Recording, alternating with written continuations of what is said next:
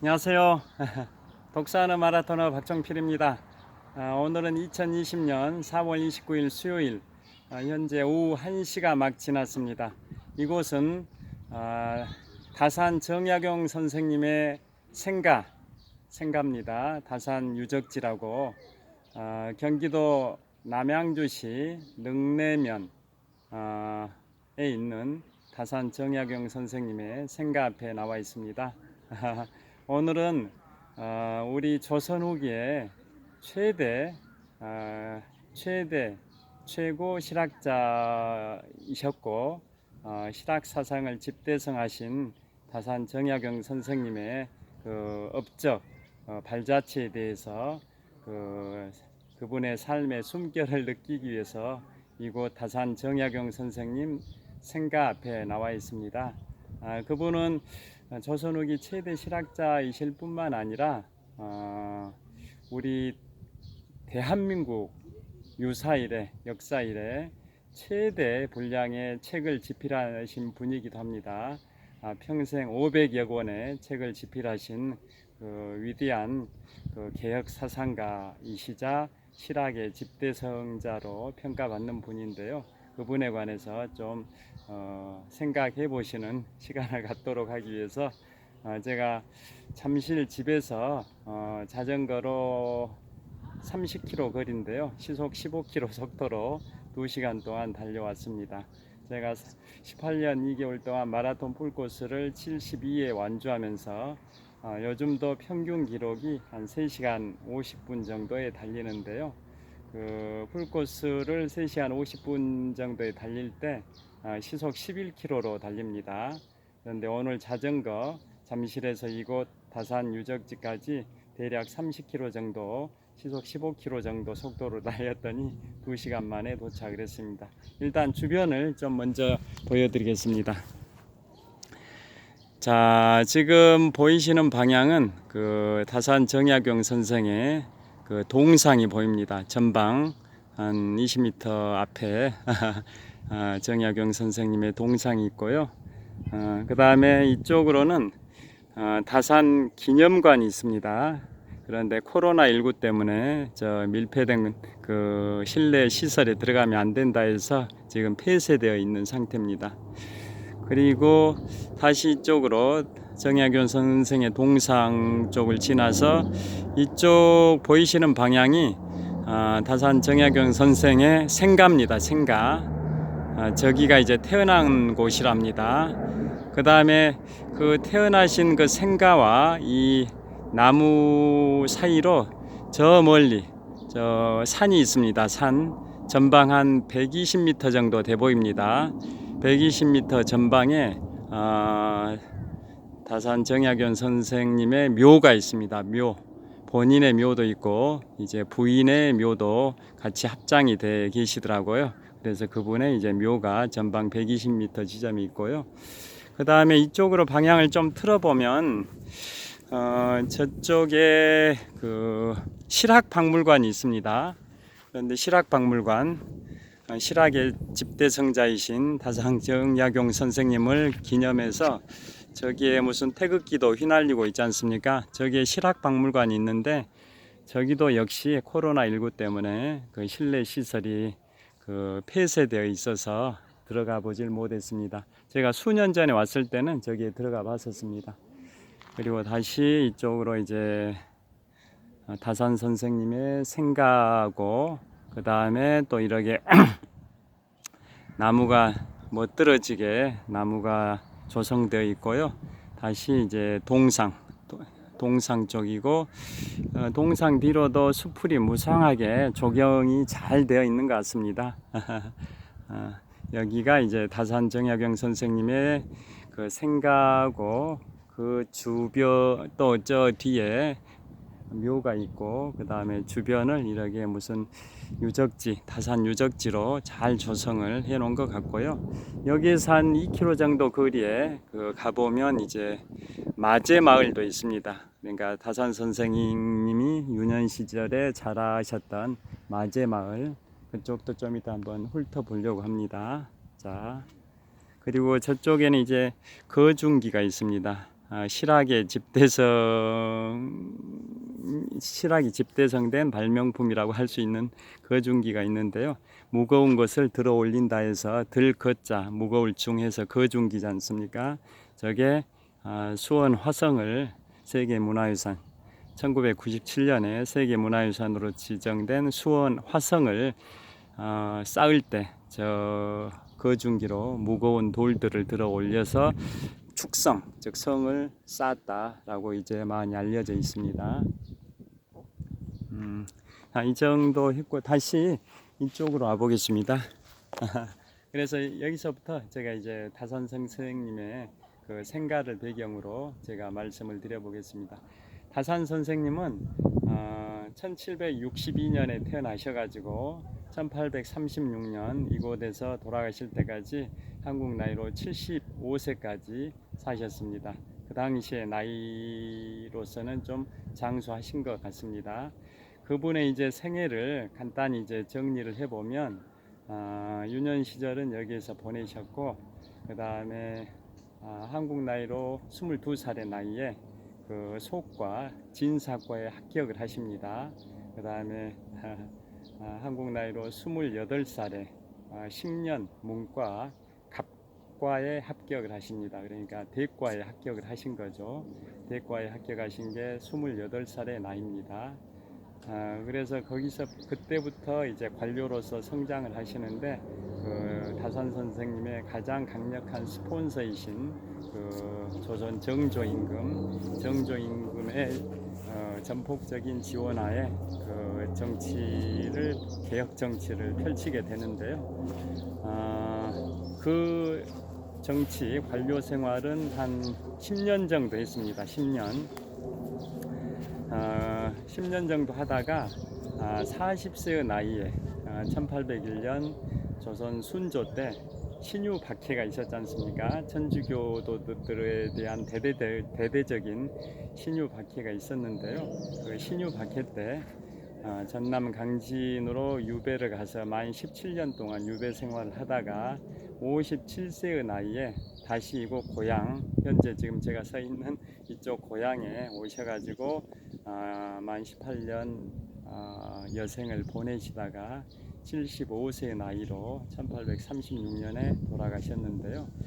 그 일대기가 참 파란만장했었습니다. 관료 생활은 한 10년 정도밖에 이제 못한 결정적인 이유가 1800년에 조선 정조가 승하하고 후원자가 없어져 버리니까 이제 새로운 정권이 들어서서 조선 순조 정권이 들어서서 이제 천주교를 믿었다라는 그런 이유 때문에 즉 서학에 심취했다라는 그런 혐의를 받아서 결국은 그 전남 강진에 유배를 가서 17년을 살게 되시는데요.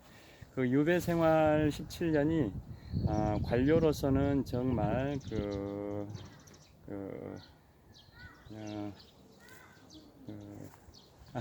굉장히 슬럼프, 공무원, 관료 생활 못하고 그쪽으로 유배를 갔으니까 관료로서는 참 처절했던 17년의 기간인데요. 학문적으로는 엄청나게 자신을 발전시키고 국가에 기여하는 그러한 그 수학기가 됐다라고 평가를 받고 있습니다. 그 18년에 만으로는 한 17년 정도 되는데요. 40살 나이부터 57세까지 그 17년 동안 거기에서 유배 생활하면서 그 학문 연구에 몰두해 가지고 500여 권의 책을 집필하는 그런 원동력이 됐던 기간이 강진 유배 생활 40살에 가서 57세까지 만 17년의 기간입니다. 그분은 이제 아까 말씀드릴 때 28살의 나이로 문과, 대과 중에서도 뭐 문과가 있고 무과가 있는데 문과에 이제 합격을 하시게 되고 그때가 1789년입니다. 1789년 하면 우리 조선에는 다산 정약용 선생이 문과에 합격하셔서 일종의 요즘으로 치면 뭐 사법시험 고등고시 합격하신 셈이죠. 합격하신 그 시점에 서양 사회는 무슨 일이 있었을까요? 1789년 프랑스 대혁명이 일어났던 연도고요. 또 미국에서는 초대 대통령 조지 워싱턴이 취임했던 연도이기도 합니다. 그때 우리 조선 땅에는 실학의 집대성자이신 실학이라는 게 실용주의 학문이지 않습니까? 우리 생활에 그 도움이 되는 꼭 필요한 그런 학문을 연구하는 게 실학이지 않습니까? 실학의 집대성자이신 다산 정약용 선생이 관료로서 꿈을 펼칠 수 있는 기반이 됐던 문과 합격 연도가 1789년, 그분의 28살 나이에 합격하셨다고 합니다. 그 다음에 이제 그 합격한 연도에 이제 한강 여기가 이제 남한강하고 북한강이 갈리는 두물머리 근처인데요. 여기에서 이제 그 팔당대교 이쪽을 거쳐서 광나루 거쳐서 한강까지, 도성까지 가게 되지 않습니까? 도성까지 사대문을 기준으로 한다면 한 여기서 사대문까지 한 40km 정도, 즉 백리 정도 될 것 같습니다. 백리길, 백리. 그래서 도성으로 이제 비교적 쉽게 접근할 수 있는 그런 위치인데요. 이분이 1789년 문과에 합격했던 연도에 그 한강 배다리를 건설하시는 그런 실용성을 발휘하셨답니다. 배다리가 뭘까요? 요즘이야 이제 군대에서 무슨 작전을 할 때 그 강을 건너는 도하 작전을 할 때 공병 부대들이 그 첨단 장비를 가지고 인공 배, 이런 배들을 연결해 가지고 다리를 만드는 그런 배다리가 있지 않습니까? 근데 그 당시에는 그런 기술이 좀 부족한 그런 시대였었던 거죠. 지금부터 한 200여 년 전이니까요. 그런데 실학의 집대성자이신 다산 정약용 선생은 그 배다리를 한강에다가 이제 설치해 가지고, 그러니까 나룻배들, 나무로 된 나룻배들을 다 연결을 해 가지고 수십 척 내지는 수백 척의 나룻배들을 연결해 가지고 한강의 다리를 건설, 임시적인 도하하는데, 강을 건너는 도하 작전에 필요한 그런 다리, 임시 다리였던 거죠.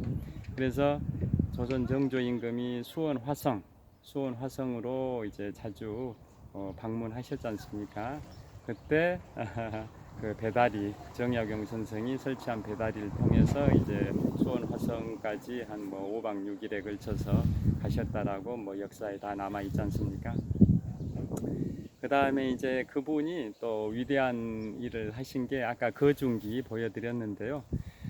세계문화유산으로 그 경기도 수원에 있는 화성이 수원성이라 하는데 다른 말로 화성이라고 합니다. 그 화성을 이제 건설하셨는데 그 전에 이제 설계도 다산 선생께서 설계를 하셨었답니다. 그 문과에 합격하신 직후에 얼마 안 있어서 그걸 설계했고, 그 설계도를 토대로 해서 그 영의정이었던 최재공의 전폭적인 지지뿐만 아니라 정조 임금의 지원하에 수원 화성을 구축을 했고, 그게 한 200여 년의 세월이 흘러서 1997년에 세계문화유산으로 선정이 됐습니다. 그리고 이제 다산 선생께서는 이제 그 당시에 조선 사회가, 조선 후기 사회가 굉장히 여러 가지 모순들이 많이 발견이 되고, 농민들, 그 다음에 이렇게 평민들이 굉장히 핍박을 받고 또 착취를 당하는 그런 시대였었지 않습니까? 그런 시대상에 대해서 다산 선생은 누구보다도 절실하게 문제점을 인식하시고 그걸 개선하기 위해서 엄청나게 노력을 하신 분으로 평가를 받지 않습니까? 그래서 세 권의 총 500여 권의 책 중에서도 하이라이트라고 할 수 있는 일표 이서라 해가지고 경세유표, 목민심서, 또 흠흠신서, 이 세 권의 책이 가장 하이라이트에 해당되는데요.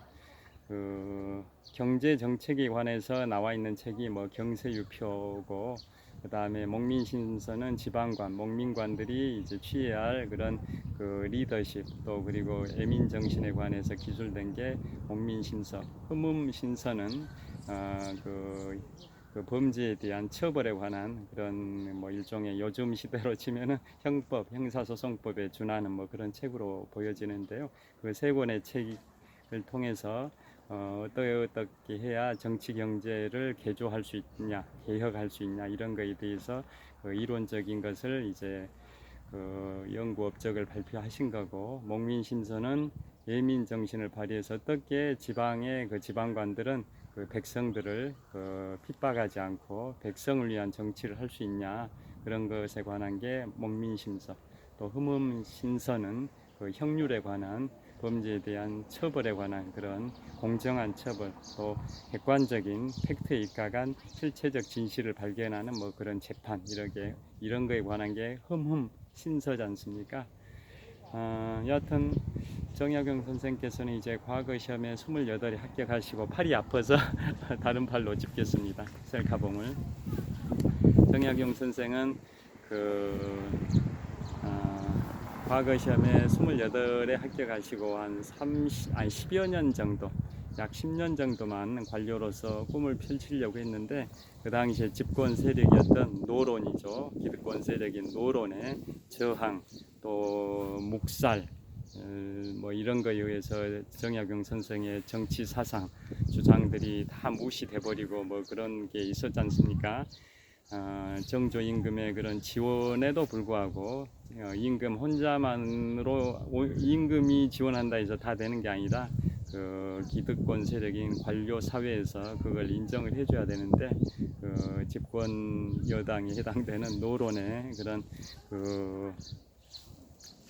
그 무시 전략, 정약용의 그 정치 사상을 이제 받아들이지 않은 그런 사회적 분위기, 자신들의 기득권이 침해될까봐 그런 개혁이라는 것을 이제 꺼려하는 그러한 거였었지 않습니까?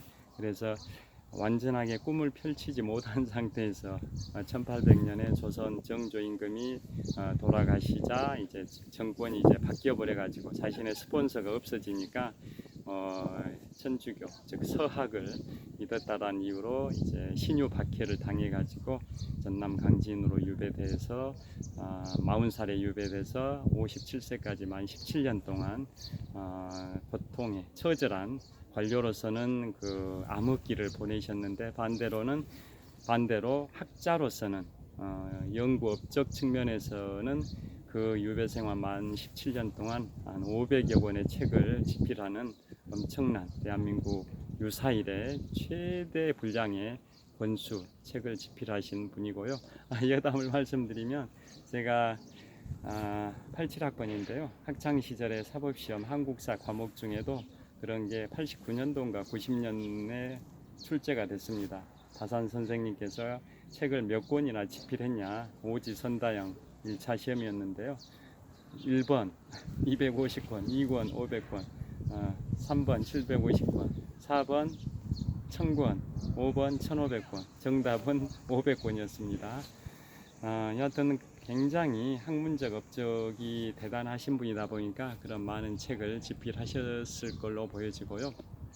그 다음에 짧은 관료 생활 10년이었지만 그분이 주요 이제 직책은 어떤 직책을 거쳤냐면, 조선 정조 임금의 지원하에, 그분 체제하에서 어떤 그 벼슬을 했었냐면, 경기도 지역에 이제 암행의사를 하시기도 했습니다.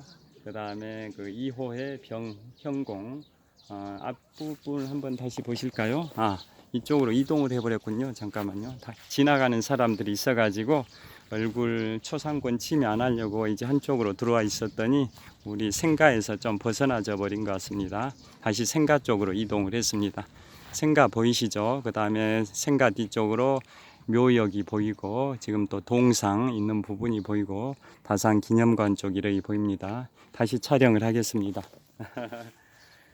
그래서 이분이 어떤 벼슬을 하셨었냐면, 아까 말씀드린 경기도 지역의 암행의사도 하셨을 뿐만 아니라 2호의 병형공, 그 6조 그 정부 기관 중에서 병조 참지를 지내시기도 했습니다. 병조 참지. 그 다음에 그 뒤로는 형조 참의를 지냈습니다.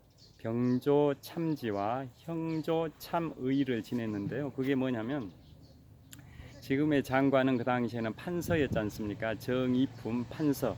그 다음에 지금의 차관은 그 당시에는 이제 종이품의 참판이었습니다. 참판. 그 다음에 지금의 차관보. 지금의 차관보 하면은 이제 1급 공무원이지 않습니까? 1급 공무원인 지금의 차관보는 그 당시에는 이제 참의라고 했습니다. 참의. 그래서 참의는 그 당시에 정삼품 벼슬이었습니다. 즉 그 2호의 병형공 6조 그 관서 중에 최고 수장은 이제 정이품 판서고, 그 다음 그 참판은 종이품 판서였고, 그 다음 서열은 이제 참의라 해서 정삼품 벼슬이었다고 합니다. 그런데 이 보통은 이 세 사람이 다 당상관이지 않습니까? 판서든 참판이든 참의든 다 당상관입니다. 당상관이라는 것은 정삼품 이상을 당상관이라고, 그런 사람들을 영감이라고 하는 거죠. 영감.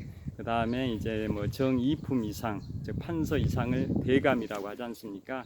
여하튼 이 판서는 정이품, 참판은 종이품, 참의는 정삼품, 그래서 다 정삼품 이상의 당상관에 해당이 되기 때문에 그 6조의 그런 그 업무 처리 방식이 어떤 관행이 있었냐면, 그 세 사람 삼당상관의 협의체로 합의제 방식으로 그 업무가 진행이 됐었답니다. 정이품 뭐 판서, 요즘으로 치면 장관이 독단적으로 결정하는 게 아니라 차관에 해당되는 참판과 차관보에 해당되는 참의, 이 세 사람이 서로 합의제 방식으로 해가지고 업무 처리하는 게 그런 관행이었었답니다. 그래서 그 가장 이제 나중에는 형조 참의를 했으니까 형조, 요즘으로 치면 법무부 차관보를 한 거죠. 법무부 차관보. 그래서 그 형률에 관해서 제가 흠흠신서라는 책도 소개해 드렸는데요. 그런 이론적 배경을 바탕으로 해가지고 이제 실제 실무 적용을 하는 그 요즘에 법무부 차관보에 해당되는 형조 참의를 지냈고요. 그 전에는 병조 참지를 지냈습니다. 병조 참지. 그럼 병조 참지는 또 뭐냐? 다른 2호의 6조 관서들은 업무량이 다 비슷비슷했는데요. 국방을 담당하는 병조, 요즘으로 치면 국방부지 않습니까? 국방을 담당하는 병조는 업무량이 굉장히 많았답니다. 그래서 차관보가 두 사람이 있었다고 생각하시면 됩니다. 제1차관보, 제2차관보. 우리나라도 외교부나 교육부 이런 데는 큰 부처다 보니까 뭐 교육부 1차관, 교육부 2차관, 외교부 1차관, 외교부 2차관 이런 식으로 있듯이 그 당시에 차관보가 이제 그 병조에 차관보가 이제 두 사람이 있었다고 생각하시면 되겠습니다. 다른 6조와는 달리 병조는 업무량이 많아서 그랬답니다. 그래서 제1차관보 역할을 하는 사람이 다른 부처에도 있는 참의였고, 제2차관보 역할을 하는 사람이 참지였답니다. 참지. 그래서 참의나 참지나 둘 다 차관보로서 정삼품 벼슬이었답니다. 정삼품. 그러니까 판서는 병조 판서는 정이품, 병조 참판은 종이품, 그 다음에 병조 참의하고 병조 참지는 두 사람 다 정삼품 벼슬. 그러니까 다 당상관에 해당이 되는 겁니다. 정삼품 이상을 당상관이라고 하는 겁니다. 하여튼 그런 벼슬을 하셨었는데, 그런 기간, 그런 그 자신의 학문적 업적을 바탕으로 그런 것을 실무에 적용할 수 있는 행정 관료 생활은 한 10년 정도 밖에 못하고, 실질적으로 정말 많은 일을 했었어야 되는 그 40세의 나이에 신유박해, 1801년 신유박해를 당하면서 이제 유배를 가는 그런 아픔이 있었고, 유배 생활 때 그러게 학문을 집대성을 하게 됐던 뭐 그런 게 있습니다. 하여튼 우리 타산 정약용 선생께서는 뭐 500여 권의 책을 집필해서 우리나라 최대 그 책 권수 집필 그 기록을 갖고 계신 분이고요. 실학의 집대성자이자 그 다음에 그 가장 개혁 사상가, 조선 후기의 그 개혁 사상가로 이제 유명하신 분인데요. 다시 한번 이 앞쪽을 좀 봐보겠습니다.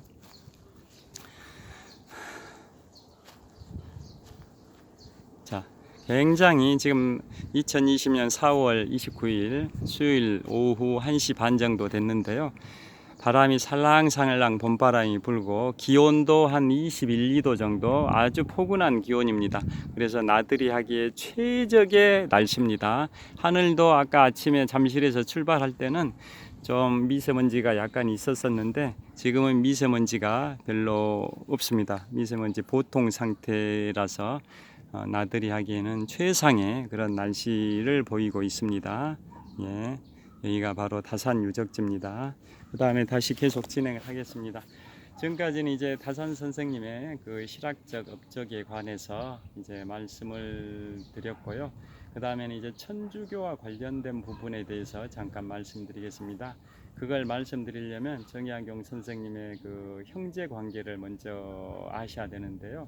정약용 선생님의 아버님은 이제 정재원입니다. 정약용은 이제 나주 정씨고 아버지 정재원이 나주 정씨고 그 다음에 어머니는 해남 윤씨입니다. 그 나주 정씨 정재원과 해남 윤씨 부인 사이에 그 태어나신 분이 다산 정약용 선생인데요. 그 아버님 정재원은 벼슬을 이제 진주 목사를 하셨답니다. 진주 목사. 그런데 그 정약용 선생의 할아버지, 또 증조 할아버지, 고조 할아버지, 그러니까 2대, 3대, 4대 이분들은 벼슬을 하질 못했답니다. 아버지만 진주 목사를 하셨고요. 그런데 이제 아주 오랜 과거로 거슬러 올라가면 5대조 이상, 고조가 넘어가면 그 이상이 이제 5대조지 않습니까? 5대조까지는 벼슬을 하셨었는데 4대 해당되는 고조 할아버지나 3대 해당되는 증조 할아버지, 2대 해당되는 그냥 할아버지 이 세 분은 그 벼슬을 못 하셨었고 아버지 정약용의 아버지인 정재원 선생 때 이제 진주 목사를 하셨었답니다. 그 다음에 이제 정재원, 즉 정약용의 아버지 정재원은 그 결혼을 2번을 하셨는데요. 그 2남 4녀를 뒀습니다. 그래서 정약용 입장에서는 이제 4번째 아들입니다. 첫 번째 아들 정약현은 이복형입니다. 이복형은 1751년생이니까 정약용보다 11살이 많고요. 그 다음에 이제 동복형으로는 이제 정약전이 있습니다. 정약전은 1758년생이니까 정약용 선생보다 4살이 많고 그 다음 동복형이 정약종이죠. 그분은 이제 1760년생이니까 정약용 선생보다 2살이 많고 정약용 선생은 이제 1762년생입니다. 그리고 정약용 선생은 그 4남 2녀 중에 4번째 막내 아들이고 누나가 또 계셨죠. 누나가 이제 누나가 이제 2분인가 1분인가 계시고 또 여동생인가 뭐 여하튼 그 누나가 계셨던 건 확실하고 또 여동생인가 또 누구 또 누나인 작은 누나인지는 모르겠는데 2녀였습니다. 4남 2녀. 그런데 이제 천주교 관련해 가지고는 어떤 이슈가 있냐면 1801년 신유 박해 때 엄청난 조선의 천주교 신도들이 박해를 받아서 엄청난 그 순교자들이 발생이 됐지 않습니까? 조선 최초의 신부님은 이제 김대건 신부님이시고 조선 최초의 우리나라 최초이기도 하죠. 조선 최초의 이제 크리스찬 신도는 이승훈 선생이지 않습니까? 그 이승훈 선생이 다산 정약용 선생의 누님의 남편이죠. 그러니까 정약용 선생의 매형인 거죠. 매형. 이승훈 선생이 정약용 선생의 매형이 있고요. 그 다음에 이제 그 이복형인 정약현의 그 사위가 그 유명한 황사형 백서 사건의 그 황사형이지 않습니까? 이복형인 정약현의 사위가 황사형 백서 사건. 황사형 백서 사건 아시죠? 충북 제천에 가면 배론 성지라고 있는데요. 그 읍내에서도 30리길 산 속으로 들어가면 배론이라는 그 지역에 그 황사형이 이제 숨어서 이제 하얀 비단 그 화이트 실크죠. 하얀 비단에다가 구구절절하게 글을 쓰는 거죠. 우리 조선이 엄청나게 천주교도들한테 박해를 가하고 있으니까 그 청나라에 주재하고 있는 신부가 로마 교황청에다 얘기해 가지고 이쪽에 조선으로 군대를 보내달라, 그래서 천주교 박해를 가하는 정부에 대해서 응징을 해라, 뭐 이런 취지의 그 글을 적어 가지고 청나라에 주재하고 있는 신부를 통해서 로마 교황청에다가 그 군대를 요청하려고 했는데 그게 발각이 돼버리지 않습니까? 그래서 황사영은 1801년 신유박해 때 능지처참이 됩니다. 능지처참, 요즘 개념으로 치면 형법에서 외환유치죄, 뭐 외국의 세력을 끌어들여서 국가 그 전복을 시도한다, 뭐 이런 비슷한 게 외환유치죄지 않습니까? 거기에 준하는 죄가 될 것 같은데요. 여하튼 황사영 백서 사건을 일으킨 사람이 바로 다산 선생의 이복형인 정약현의 사위인 거죠. 사위. 그 다음에 아까 말씀드린 것처럼 이승훈, 조선 최초의 그 천주교 세례를 받으신 이승훈 선생은 그 정약용의 매형이고, 그 다음에 정약용의 그 둘째 형은 이제 동복형이지 않습니까? 4살 많은 정약전은 다산 정약용 선생이 1801년에 유배를 갈 때, 전남 강진으로 유배 갈 때 같이 전남 나주 영산포까지 같이 가다가 거기에서 이제 마지막 술을 마시면서 이제 우리가 헤어지면 언제 만나냐라고 마지막, 그게 이제 마지막 생에 있어서, 삶에 있어서 마지막 만남이 됐었는데요. 그때 같이 영산포까지 유배를 내려갔다가 다산 선생은 전남 강진으로 유배를 가시고 그 형인 4살 많은 정약전은 전남 신안 흑산도로 유배를 가셔서 그 자산어보라는 그런 어류에 관한 백과사전을 기술하시지 않습니까? 그분이 이제 4살 많은 정약현이고, 정약전이고, 그 다음에 바로 위에 형이 정약종이지 않습니까? 정약종도 이제 2살, 정약종은 정약용 선생보다 2살이 많은데 그분은 그 신유박해 때 처형을 당하는 거죠. 서소문 밖에 처형당해서 이제 정약종 바로 위에 2살 많은 형인 정약종은 처형을 당하게 되고, 그 다음에 그 4살 많은 정약전은 정약용과 함께 이제 유배를 가게 되는 거고요. 그 다음에 정약용의 조카 사위인 황사영은 능지처참을 당하게 되고,